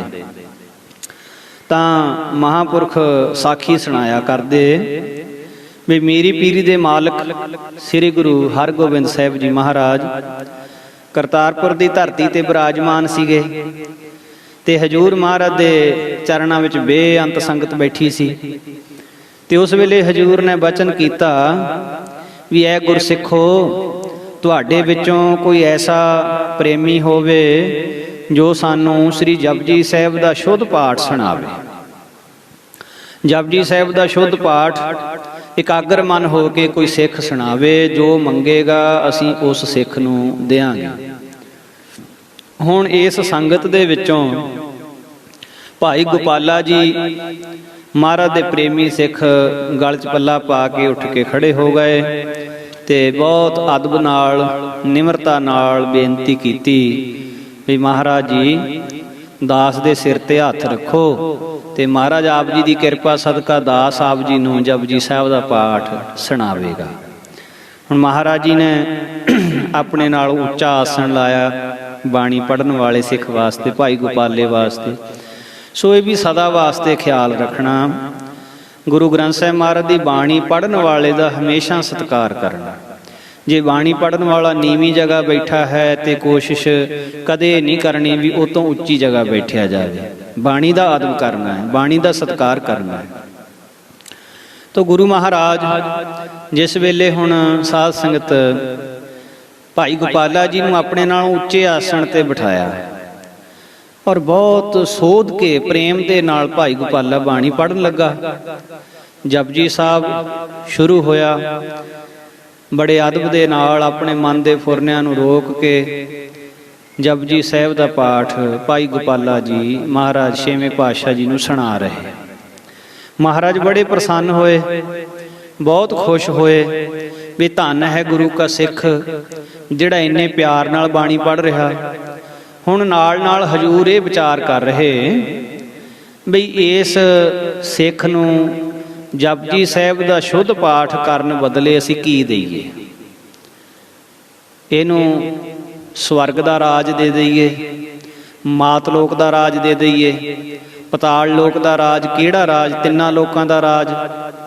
ਪਰ ਮਹਾਰਾਜ ਨਾਲ ਦੀ ਨਾਲ ਇਹ ਕਹੀ ਜਾਂਦੇ ਵੀ ਗੁਰੂ ਨਾਨਕ ਮਹਾਰਾਜ ਦੀ ਪਵਿੱਤਰ ਬਾਣੀ ਜਪਜੀ ਸਾਹਿਬ ਦੇ ਬਦਲੇ ਮਾਤ ਲੋਕ ਦਾ, ਪਤਾਲ ਲੋਕ ਦਾ, ਸਵਰਗ ਲੋਕ ਦਾ ਰਾਜ ਤਾਂ ਕੁਛ ਵੀ ਨਹੀਂ ਹੈ, ਤੁੱਛ ਮਾਤਰ ਹੈ। ਤਾਂ ਇਹ ਦੇਣਾ ਤਾਂ ਠੀਕ ਨਹੀਂ ਹੈ। ਹੋਰ ਕੀ ਦਈਏ? ਅਨੇਕਾਂ ਵਿਚਾਰਾਂ ਮਹਾਰਾਜ ਦੇ ਹਿਰਦੇ 'ਚ ਆਈਆਂ, ਪਰ ਅਖੀਰ ਆਪਣੇ ਹਿਰਦੇ ਵਿੱਚ ਇਹ ਵਿਚਾਰ ਕਰ ਲਈ ਵੀ ਇਸ ਵੇਲੇ ਤਿੰਨਾਂ ਲੋਕਾਂ ਦੇ ਵਿੱਚ ਜੋ ਕਿ ਗੁਰੂ ਨਾਨਕ ਦੀ ਗੱਦੀ ਤੋਂ ਉੱਪਰ ਕੁਛ ਨਹੀਂ ਹੈ। ਇਸ ਕਰਕੇ ਅੱਜ ਗੋਪਾਲੇ ਨੂੰ ਆਪਣੇ ਥਾਂ ਬਿਠਾਲ ਦਈਏ। ਸਤਵਾਂ ਪਾਤਸ਼ਾਹ ਸੰਗਤ ਦੇ ਵਿੱਚ ਕਹਿ ਦਈਏ ਵੀ ਅੱਜ ਤੋਂ ਬਾਅਦ ਸਾਧ ਸੰਗਤ ਜੀ ਸਾਡੀ ਜਗ੍ਹਾ ਭਾਈ ਗੋਪਾਲੇ ਨੂੰ ਸਮਝਣਾ ਹੈ, ਸਾਡੀ ਜਗ੍ਹਾ ਭਾਈ ਗੋਪਾਲੇ ਨੂੰ ਜਾਣਨਾ ਹੈ। ਤੋ ਇੰਨਾ ਮਾਣ ਜਪਜੀ ਸਾਹਿਬ ਦਾ ਪਾਠ ਕਰਨ ਬਦਲੇ ਸਤਿਗੁਰੂ ਦੇਣਾ ਚਾਹੁੰਦੇ। ਜਪਜੀ ਸਾਹਿਬ ਦੇ ਪਾਠ ਦਾ ਇੰਨਾ ਸਤਿਕਾਰ ਮਹਾਰਾਜ ਕਰ ਰਹੇ। ਤਾਂ ਹੁਣ ਮਹਾਰਾਜ ਆਪਣੇ ਆਸਣ ਤੋਂ ਹੌਲੀ ਹੌਲੀ ਹੌਲੀ ਹੌਲੀ ਨਾਲੇ ਬਾਣੀ ਸੁਣੀ ਜਾਂਦੇ, ਨਾਲੇ ਉੱਠਣ ਦਾ ਯਤਨ ਕਰ ਰਹੇ। ਜਪਜੀ ਸਾਹਿਬ ਦਾ ਪਾਠ ਜਿਸ ਵੇਲੇ ਸੰਪੂਰਨ ਹੋਣ ਤੇ ਆ ਗਿਆ, ਸੰਪੂਰਨ ਹੋਣ ਲੱਗਾ ਤਾਂ ਮਹਾਰਾਜ ਆਪਣੇ ਆਸਣ ਤੇ ਬਸ ਥੋੜਾ ਜਿਹਾ ਹੀ ਬੈਠੇ ਸੀ, ਤਕਰੀਬਨ ਉੱਠ ਹੀ ਚੁੱਕੇ ਸੀ। ਤੇ ਉਸ ਵੇਲੇ ਭਾਈ ਗੋਪਾਲੇ ਦੀਆਂ ਅੱਖਾਂ ਖੋਲੀਆਂ, ਨੇਤਰ ਖੁੱਲੇ ਤੇ ਉਹਨੇ ਮਹਾਰਾਜ ਜੀਆਂ ਨੂੰ ਦੇਖਿਆ, ਮਹਾਰਾਜ ਵੱਲ ਦੇਖਿਆ ਵੀ ਮਹਾਰਾਜ ਤਾਂ ਉੱਠਣ ਲੱਗੇ ਆ। ਤਾਂ ਉਸ ਵੇਲੇ ਭਾਈ ਗੋਪਾਲਾ ਆਪਣੇ ਅੰਦਰ ਇੱਕ ਵਿਚਾਰ ਲੈ ਆਇਆ। ਭਾਈ ਗੋਪਾਲਾ ਸੋਚਦਾ ਬਈ ਸ਼ਲੋਕ ਤਾਂ ਰਹਿ ਗਿਆ ਪੜ੍ਹਨ ਵਾਲਾ, ਵੀ ਜੇ ਮਹਾਰਾਜ ਕਿਤੇ ਬੈਠੇ ਬੈਠੇ ਸ਼ਲੋਕ ਵੀ ਸੁਣ ਲੈਣ। ਜਪਜੀ ਸਾਹਿਬ ਸ਼ੁਰੂ ਕਰਨ ਤੋਂ ਪਹਿਲਾਂ ਮਹਾਰਾਜ ਕਹਿੰਦੇ ਸੀ ਵੀ ਜੋ ਸਿੱਖ ਮੰਗੇਗਾ ਉਹ ਦਿਆਂਗੇ। ਤਾਂ ਹੁਣ ਜਪਜੀ ਸਾਹਿਬ ਪੂਰਾ ਹੋ ਚੱਲਿਆ ਤੇ ਮਹਾਰਾਜ ਕੁਛ ਦਿੱਤਿਆਂ ਬਿਨਾਂ ਹੀ ਚੱਲੇ। ਇਹ ਕੀ ਗੱਲ ਹੋਈ ਵੀ ਮਹਾਰਾਜ ਥੋੜਾ ਚਿਰ ਬੈਠੇ ਰਹਿਣ, ਜਪਜੀ ਸਾਹਿਬ ਪੂਰਾ ਹੋ ਜਾਏਗਾ। ਤੇ ਜੇ ਮਹਾਰਾਜ ਮੈਨੂੰ ਪੁੱਛਣਗੇ ਵੀ ਦੱਸ ਸਿੱਖਾ ਤੈਨੂੰ ਕੀ ਦਈਏ, ਤਾਂ ਉਸ ਵੇਲੇ ਮਹਾਰਾਜ ਜੀਆਂ ਨੂੰ ਮੈਂ ਕਹਿ ਦਾਂਗਾ ਸੱਚੇ ਪਾਤਸ਼ਾਹ ਜਿਹੜਾ ਤੁਹਾਡੇ ਕੋਲੇ 1.25 ਲੱਖ ਵਾਲਾ ਘੋੜਾ ਹੈ ਨਾ, ਸੋਨੇ ਦੀ ਕਾਠੀ ਹੀਰੇ ਜੜੇ ਹੋਏ, ਵੀ ਉਹ ਕਾਠੀ ਸਮੇਤ ਮੈਨੂੰ ਘੋੜਾ ਦੇ ਦਿਓ। ਵੀ ਮਹਾਰਾਜ ਕੋਲੋਂ ਘੋੜਾ ਮੰਗਣਾ ਹੈ। ਹੁਣ ਮਹਾਰਾਜ ਤਾਂ ਅੰਤਰਜਾਮੀ ਨੇ, ਘਟ ਘਟ ਕੇ ਅੰਤਰ ਕੀ ਜਾਣਤ। ਇਹ ਬਚਨ ਸੁਣਦੇ ਤਾਂ ਆਪਾਂ ਵੀ ਬਹੁਤ ਬੇਰੀ ਐ, ਹਜ਼ਾਰਾਂ ਬੇਰੀ ਤੁਸੀਂ ਪੜ੍ਹਿਆ, ਹਜ਼ਾਰਾਂ ਬੇਰੀ ਅਸੀਂ ਪੜ੍ਹਿਆ, ਪਰ ਇਸ ਬਚਨ ਨੂੰ ਕਿਤੇ ਮੰਨ ਲੈਣਾ ਵੀ ਗੁਰੂ ਸਾਡੇ ਅੰਦਰਲੀਆਂ ਜਾਣਦਾ ਹੈ, ਪਰ ਨਹੀਂ ਮੰਨਦੇ।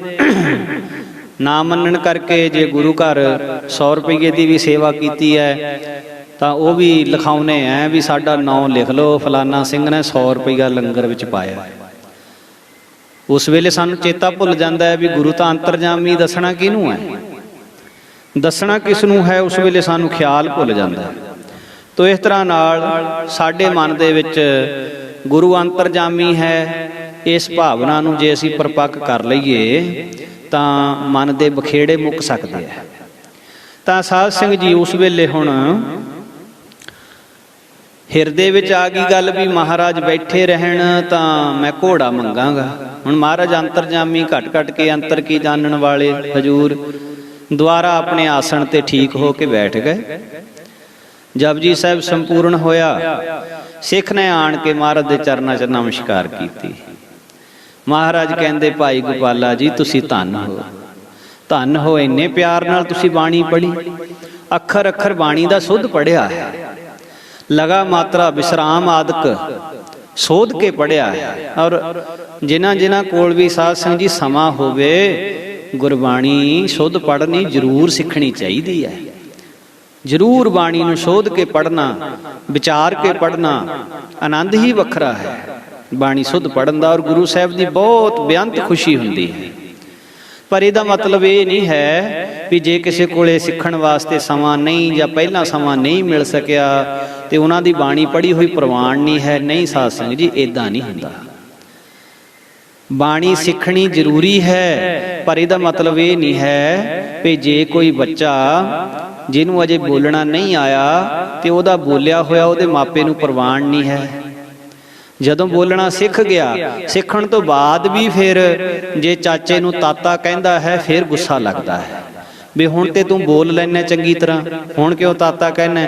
ਪਰ ਜਿੰਨਾ ਚਿਰ ਅਜੇ ਬੋਲਣਾ ਨਹੀਂ ਸਿੱਖਿਆ, ਅਜੇ ਉਹਨੂੰ ਬੋਲਣ ਦਾ ਨਹੀਂ ਪਤਾ, ਪਰ ਜਦੋਂ ਪਹਿਲਾਂ ਫਿਰ ਆਪਣੇ ਤੋਤਲੀ ਜ਼ਬਾਨ ਦੇ ਨਾਲ ਜਿਹੇ ਜਿਹੇ ਵੀ ਅੱਖਰ ਬੋਲਦਾ ਹੈ ਸਾਰਿਆਂ ਨੂੰ ਚੰਗਾ ਲੱਗਦਾ, ਪਿਆਰਾ ਲੱਗਦਾ ਹੈ, ਸਾਰੇ ਕੁੱਛੜ ਚੱਕਦੇ ਹੈ, ਸਾਰੇ ਪ੍ਰੇਮ ਕਰਦੇ, ਉਹ ਬੋਲ ਉਹਦੇ ਬੋਲੇ ਹੋਏ ਚੰਗੇ ਲੱਗਦੇ। ਇੱਦਾਂ ਹੀ ਗੁਰਬਾਣੀ ਹੈ। ਜਿੰਨਾ ਚਿਰ ਆਪਾਂ ਨਹੀਂ ਸਿੱਖੇ, ਸਾਨੂੰ ਸਮਾਂ ਨਹੀਂ ਮਿਲਿਆ, ਕੋਈ ਸਬੱਬ ਨਹੀਂ ਬਣਿਆ, ਕੋਈ ਸਿਖਾਉਣ ਵਾਲਾ ਨਹੀਂ ਮਿਲਿਆ।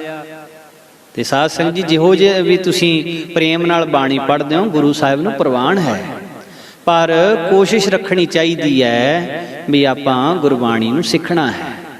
ਤੋ ਇਸ ਤਰ੍ਹਾਂ ਮਹਾਰਾਜ ਬਹੁਤ ਪ੍ਰਸੰਨ ਹੋਏ, ਬੜੇ ਖੁਸ਼ ਹੋਏ ਵੀ ਧੰਨ ਗੁਰੂ ਕੇ ਸਿੱਖਾ, ਇੰਨੇ ਪ੍ਰੇਮ ਨਾਲ ਬਾਣੀ ਪੜ੍ਹੀ, ਇੰਨੇ ਅਦਬ ਦੇ ਨਾਲ ਬਾਣੀ ਵਿਚਾਰ ਕੇ ਪੜ੍ਹੀ, ਵਿਸਰਾਮ ਇੱਕ ਇੱਕ ਸੁੱਧ ਲਾਇਆ।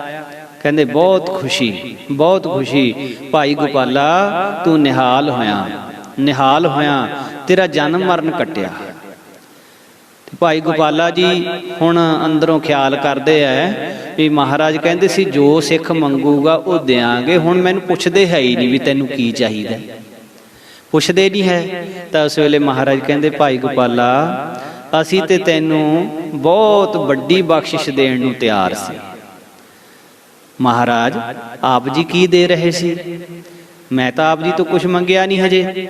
ਮਹਾਰਾਜ ਕਹਿੰਦੇ, ਹਾਂ ਜੋ ਤੈਂ ਮੰਗਿਆ ਹੈ ਅੰਦਰੋਂ ਅੰਦਰ ਹੀ ਫੁਰਨਾ ਬਣਾਇਆ, ਸਾਨੂੰ ਉਹ ਵੀ ਪਤਾ, ਪਰ ਅਸੀਂ ਕਿਸ ਵਾਸਤੇ ਉੱਠ ਰਹੇ ਸੀ ਤੈਨੂੰ ਪਹਿਲਾਂ ਅਸੀਂ ਉਹ ਦੱਸਣਾ ਚਾਹੁੰਦੇ ਹਾਂ। ਕਹਿੰਦੇ ਜਦੋਂ ਤੂੰ ਜਪਜੀ ਸਾਹਿਬ ਦਾ ਪਾਠ ਸੁਣਾ ਰਿਹਾ ਸੀ, ਉਸ ਵੇਲੇ ਅਸੀਂ ਵਿਚਾਰ ਕਰ ਰਹੇ ਸੀ ਵੀ ਤੈਨੂੰ ਕੀ ਦਈਏ ਜਪਜੀ ਸਾਹਿਬ ਦੇ ਬਦਲੇ। ਤਿੰਨਾਂ ਲੋਕਾਂ ਦਾ ਰਾਜ ਵੀ ਸਾਨੂੰ ਛੋਟਾ ਪ੍ਰਤੀਤ ਹੋਇਆ। ਜਪਜੀ ਸਾਹਿਬ ਦੀ ਬਾਣੀ ਦਾ ਮਹਾਤਮ ਬਹੁਤ ਵੱਡਾ ਹੈ, ਬਹੁਤ ਮਹਾਨ ਫਲ ਹੈ ਜਪਜੀ ਸਾਹਿਬ ਦਾ।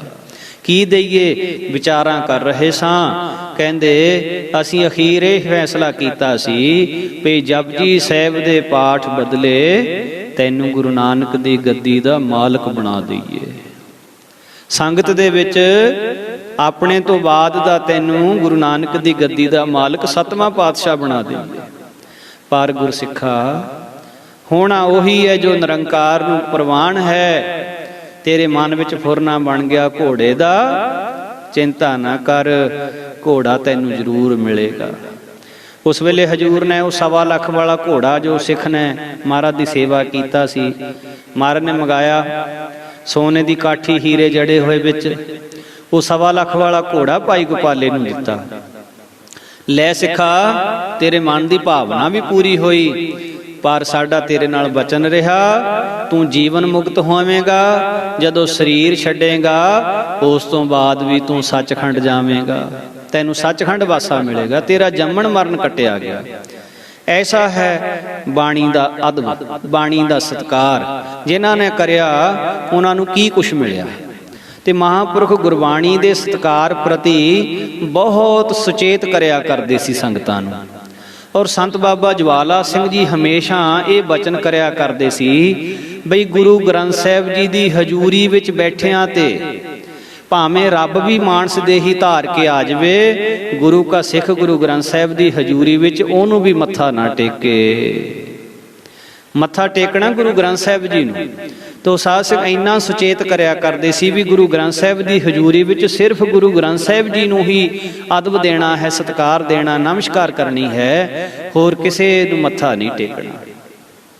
तो संत महाराज नूं संगतां नमस्कार करदियां सी, पर जदों संत महाराज बाबा ज्वाला सिंह जी गुरु ग्रंथ साहिब दी हजूरी विच आउंदे सी, दरबार विच बैठदे सी, तां गुरु ग्रंथ साहिब जी महाराज जियां दे साध संगत जी खब्बे पासे बाबा जी दा आसन लग्या हुंदा, बाबा जी उत्थे बैठिया करदे, ते जे कोई महापुरखां नूं मत्था अचनचेत टेक भी दिंदा सी तां गुरु ग्रंथ साहिब महाराज वालों ही उहदा मुख हुंदा सी, ते ओह मत्था टेकिया होया गुरु ग्रंथ साहिब जी नूं ही मत्था टेकदा सी।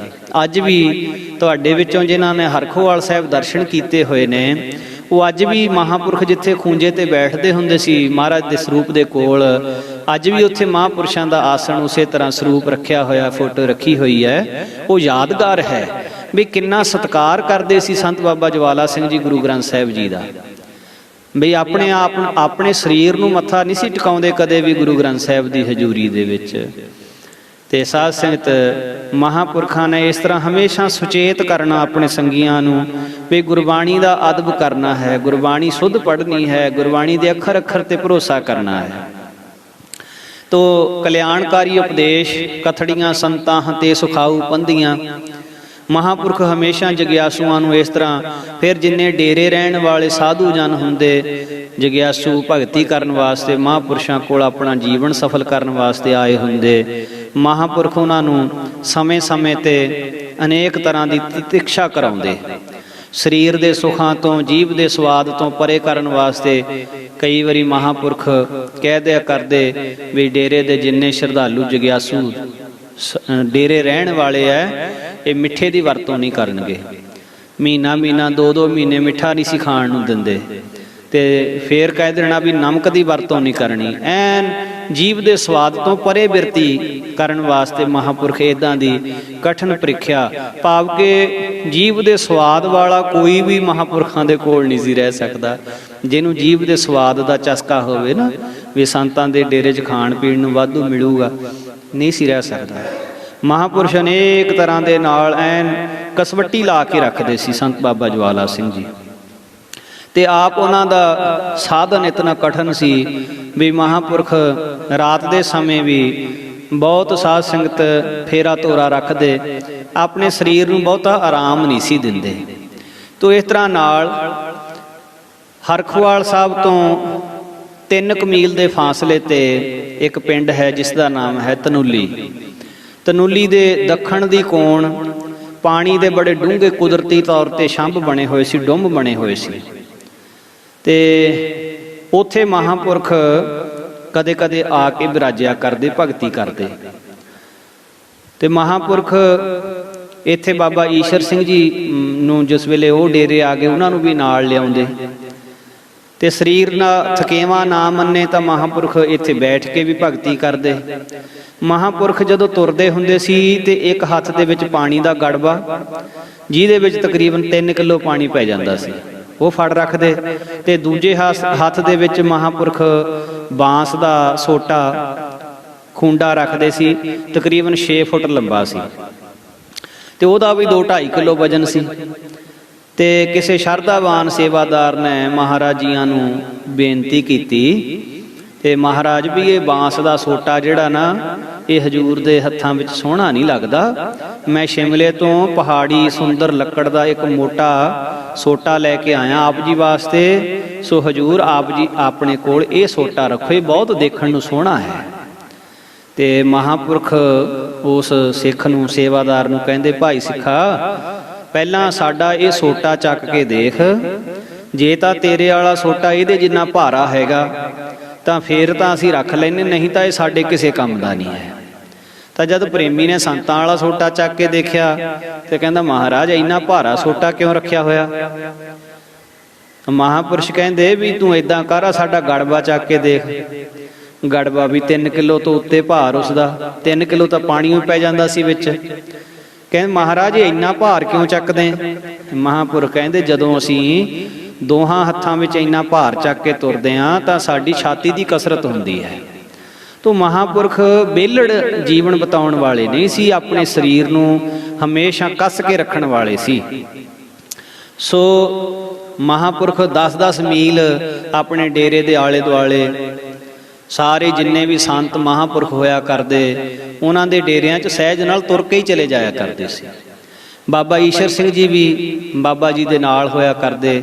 ਤਾਂ ਇੱਥੇ ਜਦੋਂ ਡੁੰਮਾਂ ਵਿੱਚ ਆਉਂਦੇ ਤਨੂਲੀ ਤੇ ਇਸ ਛੰਭ ਦੇ ਵਿੱਚ ਮਹਾਂਪੁਰਖਾਂ ਦੇ ਕੋਲ ਸੰਤ ਬਾਬਾ ਦਲੀਪ ਸਿੰਘ ਜੀ ਡਮੇਲੀ ਵਾਲੇ ਉਹ ਵੀ ਆ ਜਾਂਦੇ, ਵੈਦਰਾਜ ਪਰਉਪਕਾਰੀ ਮਹਾਂਪੁਰਖ। ਤੇ ਇਸ ਤਰ੍ਹਾਂ ਮਹਾਂਪੁਰਖਾਂ ਦਾ ਉੱਥੇ ਜੋੜ ਮੇਲ ਬਣ ਜਾਂਦਾ। ਇਹਨਾਂ ਪਾਣੀ ਦੇ ਡੁੰਮਾਂ ਤੇ ਤਨੂਲੀ ਦੀ ਸੰਗਤ ਜਦੋਂ ਪਤਾ ਲੱਗਿਆ ਵੀ ਮਹਾਂਪੁਰਖ ਇੱਥੇ ਆਇਆ ਕਰਦੇ ਆ ਤਾਂ ਉਹਨਾਂ ਦੇ ਵਿੱਚ ਵੀ ਕਾਫੀ ਉਤਸ਼ਾਹ ਹੋ ਗਿਆ ਤੇ ਮਹਾਂਪੁਰਖਾਂ ਦੇ ਦਰਸ਼ਨ ਕਰਨ ਆ ਜਾਣਾ ਸੰਗਤ ਨੇ, ਇੱਥੇ ਸਤਸੰਗ ਵੀ ਹੋਣਾ। ਤਾਂ ਇੱਕ ਵਾਰੀ ਭਾਈ ਨਾਰ ਸਿੰਘ ਤੇ ਸ਼ੇਰ ਸਿੰਘ ਦਿਆਂਤਪੁਰੀਏ ਬਾਣੀ ਦਾ ਕੀਰਤਨ ਕਰ ਰਹੇ। ਕੀਰਤਨ ਤੋਂ ਉਪਰੰਤ ਗੁਰੂ ਕਾ ਲੰਗਰ ਵਰਤਿਆ, ਸੰਗਤ ਨੇ ਪ੍ਰੇਮ ਨਾਲ ਲੰਗਰ ਛਕਿਆ। ਲੰਗਰ ਵਰਤਦਿਆਂ ਦਿਨ ਦੇ ਤਕਰੀਬਨ 3 ਵਜੇ ਦਾ ਸਮਾਂ ਹੋ ਗਿਆ। ਸੰਗਤਾਂ ਨੇ ਛੁੱਟੀ ਮੰਗੀ ਤਨੂਲੀ ਦੀ ਸੰਗਤ ਨੇ ਤੇ ਮਹਾਂਪੁਰਖ ਕਹਿਣ ਲੱਗੇ, ਭਾਈ ਤਨੂਲੀ ਦਾ ਇੱਕ ਸਰਦਾਰ ਬੰਤਾ ਸਿੰਘ ਆ। ਤਾਂ ਕੁਦਰਤੀ ਬੰਤਾ ਸਿੰਘ ਵੀ ਉਸ ਵੇਲੇ ਨਾਲ ਹੀ ਸੀ। ਤਾਂ ਬੰਤਾ ਸਿੰਘ ਨੇ ਸੰਗਤ ਵਿੱਚੋਂ ਅੱਗੇ ਹੋ ਕੇ ਹੱਥ ਜੋੜ ਕੇ ਬੇਨਤੀ ਕੀਤੀ, ਹਜੂਰ ਮੇਰਾ ਹੀ ਨਾਮ ਬੰਤਾ ਸਿੰਘ ਹੈ। ਤਾਂ ਸੰਤਾਂ ਨੇ ਬੜੇ ਪਿਆਰ ਭਰੇ ਬਚਨ ਨਾਲ ਕਿਹਾ, ਬਈ ਭਾਈ ਬੰਤਾ ਸਿੰਘ ਆਪ ਜੀ ਦੀ ਜੋ ਭੈਣ ਹੈ ਉਹਨੂੰ ਅਕਾਲ ਪੁਰਖ ਵੱਲੋਂ ਸੁਖਮਨੀ ਸਾਹਿਬ ਦੇ ਪਾਠ ਕਰਨ ਦਾ ਹੁਕਮ ਲੱਗਾ ਹੈ। ਭਾਈ ਬੰਤਾ ਸਿੰਘ ਕਹਿਣ ਲੱਗਾ, ਸਤ ਬਚਨ ਮਹਾਰਾਜ। ਅੱਜ ਇਤਨਾ ਹੀ ਬਚਨ ਹੋਇਆ। ਸੰਗਤਾਂ ਆਪੋ ਆਪਣੇ ਨਗਰ ਨੂੰ ਸੰਤ ਮਹਾਰਾਜ ਤੋਂ ਆਗਿਆ ਲੈ ਕੇ ਨਮਸਕਾਰਾਂ ਕਰਕੇ ਚਲੀਆਂ ਗਈਆਂ। ਸੰਤ ਮਹਾਰਾਜ ਜੀ, ਬਾਬਾ ਈਸ਼ਰ ਸਿੰਘ ਜੀ ਤੇ ਹੋਰ 1-2 ਸੇਵਾਦਾਰ ਡੇਰੇ ਨੂੰ ਆ ਗਏ ਵਾਪਸ।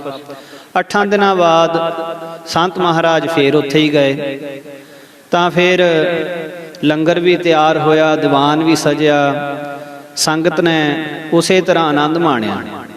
ਹੁਣ ਭਾਈ ਬੰਤਾ ਸਿੰਘ ਆਪਣੀ ਵੱਡੀ ਭੈਣ ਜਿਸ ਦਾ ਨਾਮ ਧੰਤੀ ਸੀ ਉਹਨੂੰ ਲੈ ਕੇ ਆਏ ਨਾਲ ਤੇ ਮਹਾਂਪੁਰਖਾਂ ਅੱਗੇ ਬੇਨਤੀ ਕੀਤੀ, ਜੀ ਇਹ ਸਾਡੀ ਭੈਣ ਹੈ।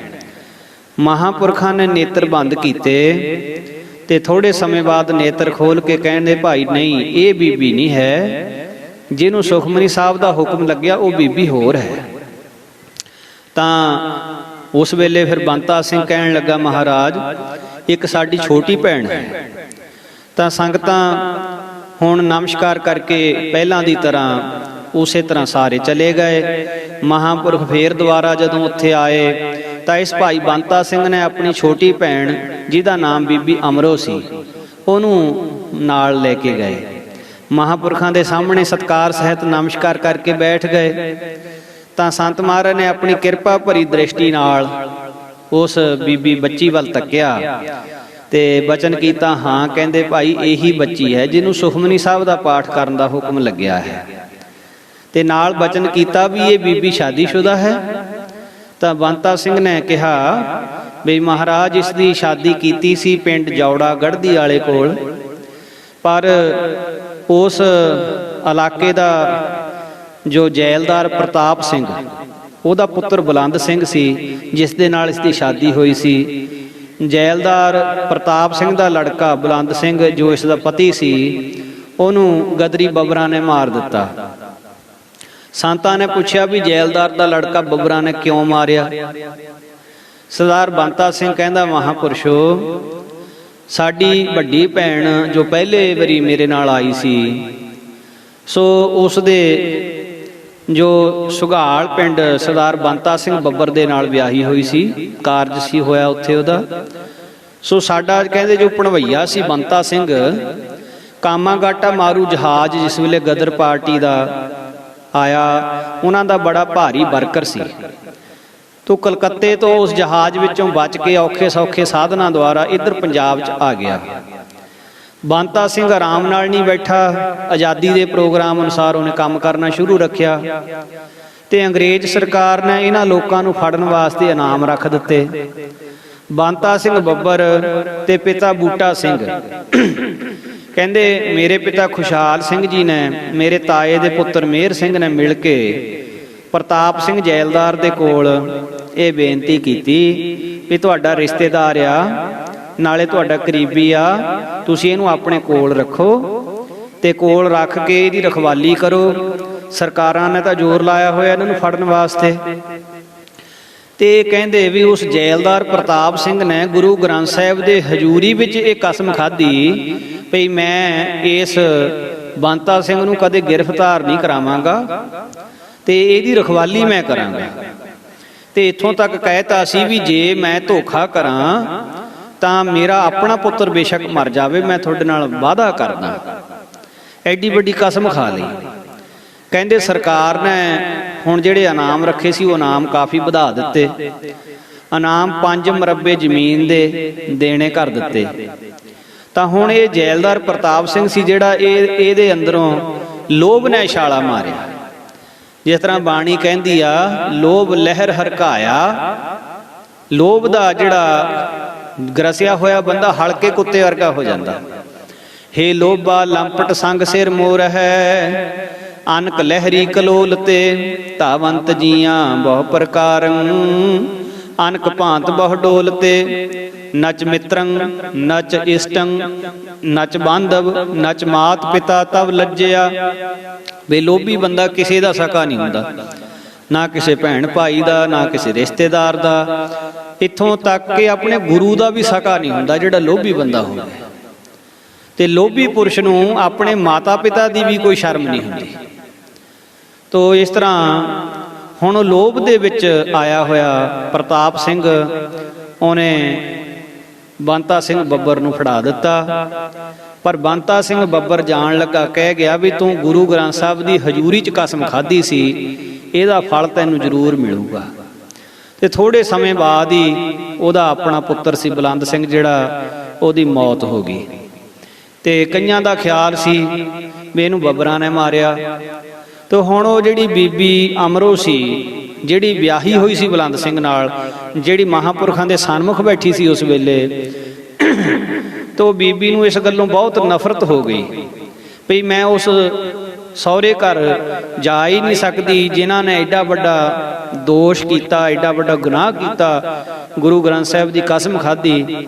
ਤੇ ਕੁਦਰਤੀ ਉਹਦੀ ਅਰਦਾਸ ਪੂਰੀ ਹੋ ਗਈ ਤੇ ਬੁਲੰਦ ਸਿੰਘ ਛੇਤੀ ਮਰ ਗਿਆ ਤੇ ਉਹਨੂੰ ਜਾਣ ਦੀ ਫਿਰ ਲੋੜ ਹੀ ਨਹੀਂ ਸੀ। ਤੋ ਇਸ ਤਰ੍ਹਾਂ ਨਾਲ ਉਹ ਬਾਣੀ ਬਹੁਤ ਪੜ੍ਹਦੀ ਸੀ।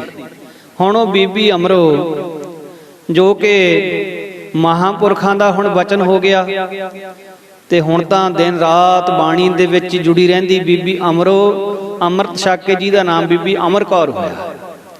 ਤੋ ਬੀਬੀ ਜੀ ਦੇ ਚਿੱਤ ਵਿੱਚ ਸੰਤਾਂ ਦੇ ਦਰਸ਼ਨਾਂ ਦੀ ਤਾਂਘ ਹਰ ਵੇਲੇ ਲੱਗੀ ਰਹਿੰਦੀ।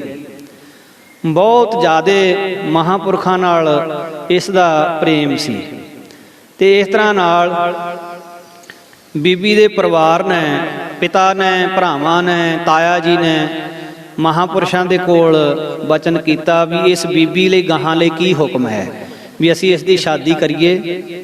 ਤਾਂ ਮਹਾਂਪੁਰਖ ਨੇਤਰ ਬੰਦ ਕਰਕੇ ਥੋੜਾ ਚਿਰ ਬੈਠੇ ਤੇ ਫਿਰ ਨੇਤਰ ਖੋਲੇ। ਮਹਾਂਪੁਰਖ ਕਹਿੰਦੇ ਭਾਈ ਇਸ ਬੀਬੀ ਦੀ ਸਾਡੀ ਜ਼ਿੰਮੇਵਾਰੀ ਹੈ, ਇਹਦਾ ਤੁਸੀਂ ਫਿਕਰ ਨਹੀਂ ਕਰਨਾ, ਇਹ ਸਾਡੀ ਜ਼ਿੰਮੇਵਾਰੀ ਹੈ।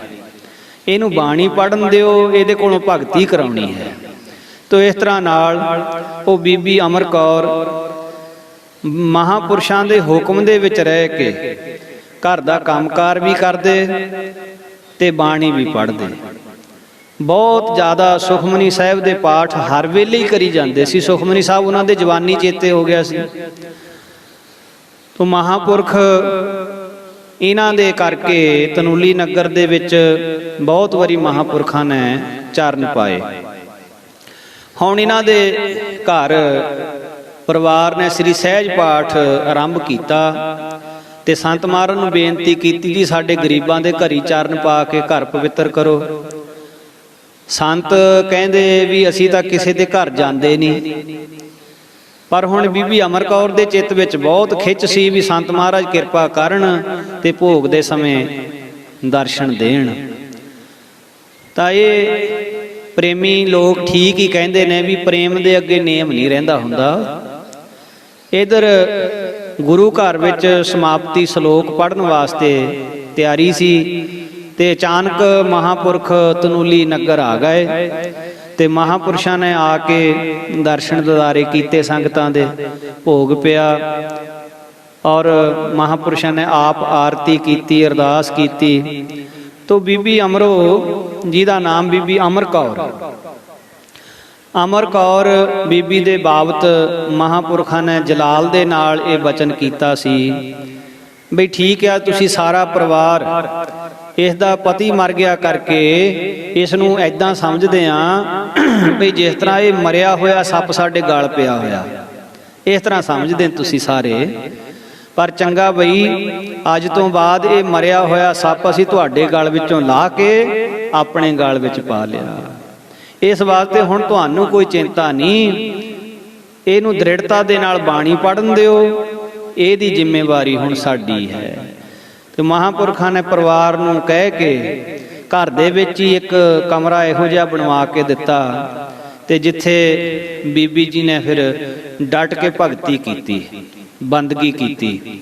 ਤੇ ਮਹਾਂਪੁਰਖਾਂ ਨੇ ਫਿਰ ਇੱਕ ਅਜਿਹਾ ਕੌਤਕ ਵਰਤਾਇਆ ਬਈ ਬਚਨ ਕੀਤਾ ਵੀ ਅਮਰ ਕੌਰ ਸੇਵਾ ਤੋਂ ਬਿਨਾਂ ਨਿਮਰਤਾ ਨਹੀਂ ਆਇਆ ਕਰਦੀ, ਇਸ ਕਰਕੇ ਤੂੰ ਇਦਾਂ ਕਰਿਆ ਕਰ, ਆਟਾ ਪੀ ਕੇ ਚੱਕੀ ਦੇ ਨਾਲ ਲੰਗਰ ਦੇ ਵਾਸਤੇ ਰੋਜ਼ ਲਿਆਇਆ ਕਰ।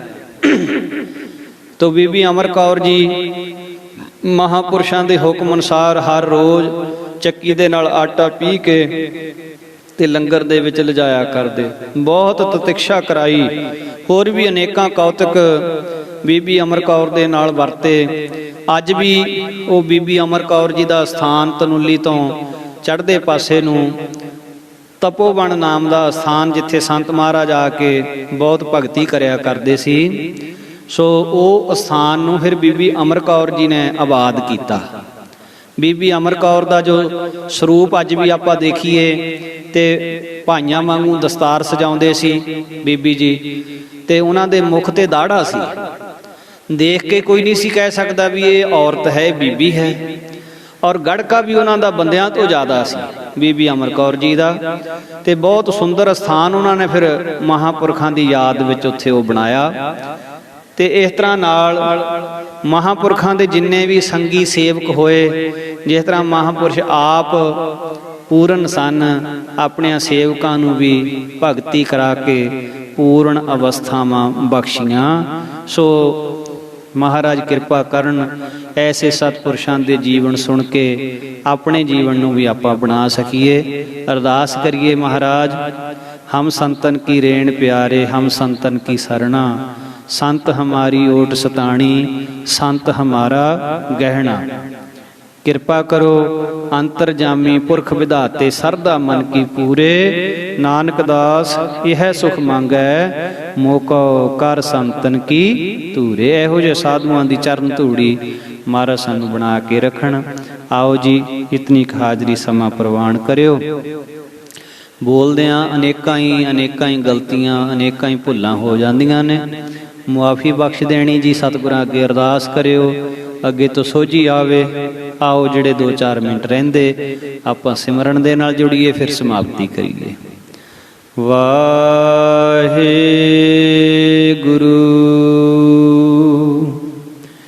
ਵਾਹਿਗੁਰੂ।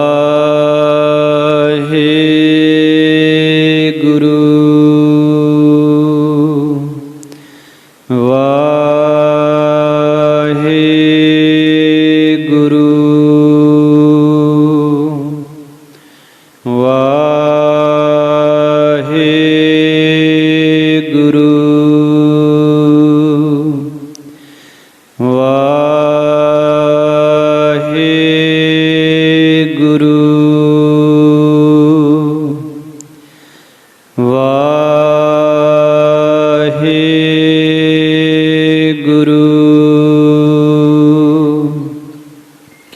ਵਾਹਿਗੁਰੂ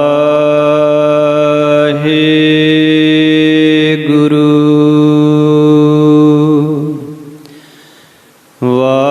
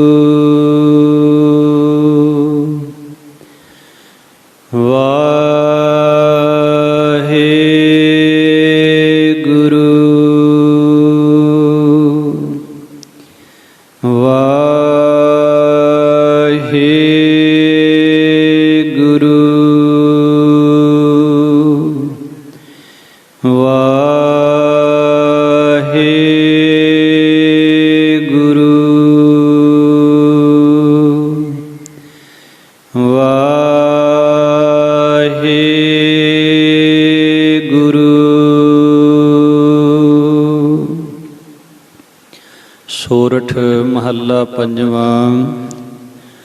ਸੁਨੋ ਬਿਨੰਤੀ ਠਾਕੁਰ ਮੇਰੇ, ਜੀ ਜੰਤ ਤੇਰੇ ਧਾਰੇ। ਰਾਖ ਪੈਜ ਨਾਮ ਆਪਣੇ ਕੀ, ਕਰਨ ਕਰਾਵਣ ਹਾਰੇ। ਪ੍ਰਭ ਜੀਓ ਖਸਮਾਨਾ ਕਰ ਪਿਆਰੇ, ਬੁਰੇ ਭਲੇ ਹਮ ਥਾਰੇ। ਰਹਾਉ ਸੁਣੀ ਪੁਕਾਰ ਸਮਰੱਥ ਸੁਆਮੀ, ਬੰਧਨ ਕਾਟ ਸਵਾਰੇ। ਪਹਿਰ ਸਿਰ ਪਾਓ ਸੇਵਕ ਜਨ ਮੇਲੇ, ਨਾਨਕ ਪ੍ਰਗਟ ਪਹਾਰੇ। ਪਹਿਰ ਸਿਰ ਪਾਓ ਸੇਵਕ ਜਨ ਮੇਲੇ, ਨਾਨਕ ਪ੍ਰਗਟ ਪਹਾਰੇ। ਵਾਹਿਗੁਰੂ ਜੀ ਕਾ ਖਾਲਸਾ, ਵਾਹਿਗੁਰੂ ਜੀ ਕੀ ਫਤਿਹ।